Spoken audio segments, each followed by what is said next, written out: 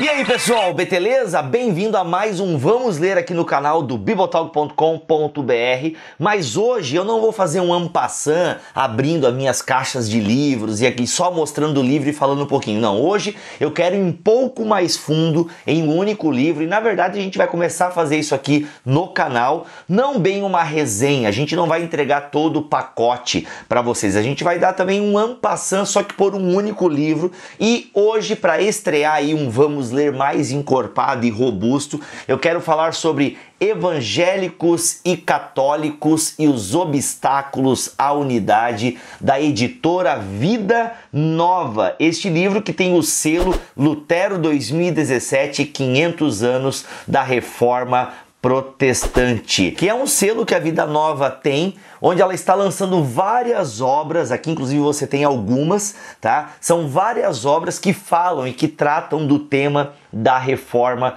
Protestante. Então, livros da Vida Nova que vêm com esse selo querem discutir essa questão do protestantismo, da reforma. E esse livro de Michael Horton, gente, é um livro pequeno, tá? Mas assim, não subestime pelo tamanho. Inclusive a Vida Nova já lançou outros livros assim pequeninhos, menos de 100 páginas e com conteúdo maravilhoso. Me vem à mente aqui agora o Ego Transformado de Timothy Keller. E agora ela traz esse aqui, Evangélicos, Católicos e os Obstáculos à Unidade, uma reflexão necessária que o Michael Horton ele faz. Inclusive o livro está perguntando para nós: como a igreja pode ser a sinfonia da redenção se seus músicos interpretam a composição de maneiras tão diferentes que o som produzido parece mais uma cacofonia do que um concerto harmonioso?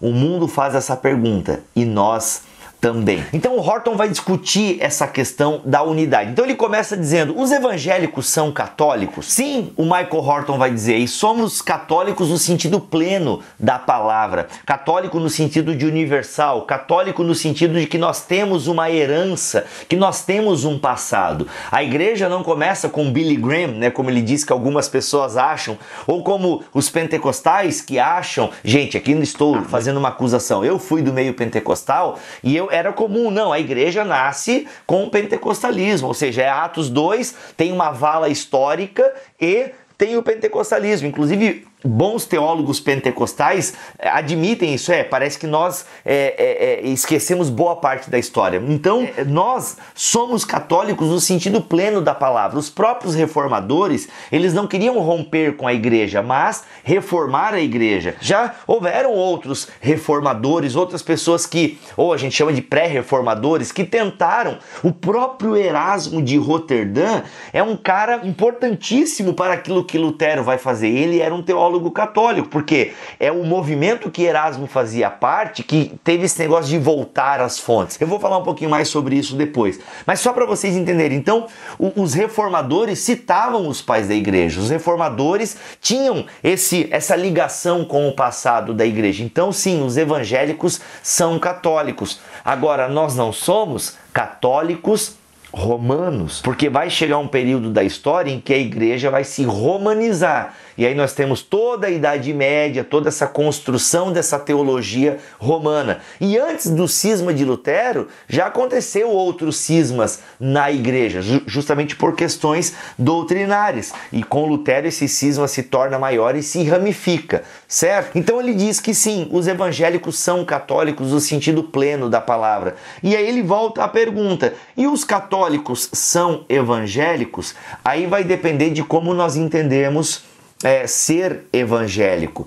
Se ser evangélico diz respeito às doutrinas que os reformadores, como Lutero e Calvino, pregavam, então não. Os católicos não são evangélicos. Os católicos podem ser evangélicos no sentido de que leem os evangelhos, acreditam nos evangelhos, têm uma espiritualidade bíblica, né? Cada vez mais nós ouvimos falar de católicos. Eu conheço católicos que realmente são muito crentes, devotos. Isso pode até parecer com que eles são evangélicos como eu sou evangélico, mas a verdade nua e crua, e eu confesso que é um assunto difícil até para mim falar, é que Não, eles não são evangélicos como eu sou evangélico, porque se eu sou evangélico, eu parto daquilo que a Reforma ensinou e que eu creio ser o ensinamento das Escrituras. Então, o Michael Horton vai dizer, e eu concordo com ele, que católicos não são evangélicos no sentido como os reformadores entenderam. Então, esse é o ponto que o Horton coloca muito forte. A questão não é a espiritualidade, mas é uma questão doutrinária. E se alguém é católico ortodoxo, ele não é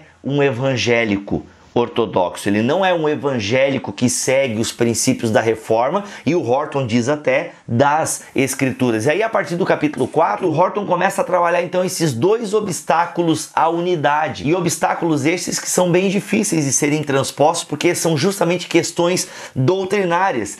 E já teve tentativa tanto da Igreja Católica Romana como da Federação Luterana Mundial de tentar esquematizar, vamos fazer uma reunião, vamos se unir, mas não. Eles se abraçam, caminham juntos, mas na parte doutrinária eles entendem justificação de maneira diferente. Então é aqui que o Horton pega e fala assim, gente, o princípio formal da Reforma, qual é o primeiro obstáculo à unidade? O princípio formal. Que princípio formal é esse? O sola scriptura. Porque para os reformadores a escritura determina o comportamento da igreja. Já para a igreja católica, a igreja está acima da escritura. Então é a igreja, toda a autoridade da igreja que determina a leitura da escritura. Enquanto que para os reformadores a escritura determina a nossa maneira de crer. Não que agora é o somente a escritura, não é o só a Bíblia, não. Não é o nuda escritura, né? Ou só a Bíblia, não. A escritura é que rege todo o nosso pensamento, mas nós temos um vínculo histórico também.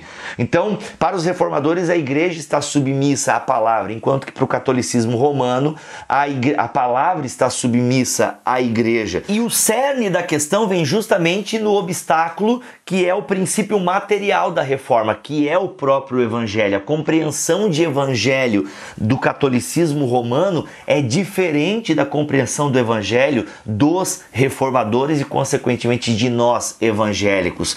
Porque o evangelho entendido pelos reformadores é a ideia de que justificação somente pela graça, somente por meio da fé e somente por causa de Cristo. Esse é o princípio material do cristianismo, a doutrina pela qual a igreja permanece ou cai. Nesse ponto, a diferença entre o ensino protestante e o ensino católico romano é incontornável, apesar de muitas tentativas atuais bem engenhosas de propor que, na verdade, não há nenhuma diferença. Mas há, porque a Igreja Católica vai colocar a questão das obras junto com a justificação. E olha só o que diz o Concílio de Trento, no cânon de número 9. Percebam, leiam comigo e vocês vão ver a diferença entre o conceito de justificação por graça, por fé, e o conceito da Igreja Católica Romana. Se alguém disser que o pecador é justificado somente pela fé, dando a entender que nada mais se exige dele como cooperação para conseguir a graça da justificação, seja anátema, ou seja, seja amaldiçoado. Então, esses ensinamentos do Concílio de Trento permanecem até hoje. A ortodoxia está somente em Roma, como diz um amigo meu. E aí, gente, eu não vou trazer mais detalhes do livro, mas ele vai depois, ele fala desses dois obstáculos, depois ele começa a falar de mais um obstáculo à unidade, que é a questão papal, depois ele vai trazer ainda mais dois obstáculos, então ele vai falar aqui de 5 obstáculos que impedem essa unidade da igreja de certa forma. E aí até ele cita alguns teólogos católicos que perguntam, e aí gente, a reforma acabou? Eu não vou dizer aqui porque eu não quero entregar a cereja do bolo, mas o último capítulo desse livro, né, apesar do Horton ser bem incisivo, gente, nós temos esses obstáculos aqui e a gente precisa olhar para esses obstáculos. Beleza, eu sei que é um assunto duro, ele mesmo reconhece a dificuldade em escrever esse livro, mas nós precisamos atentar para questões doutrinárias, não só questões sentimentais e de espiritualidade.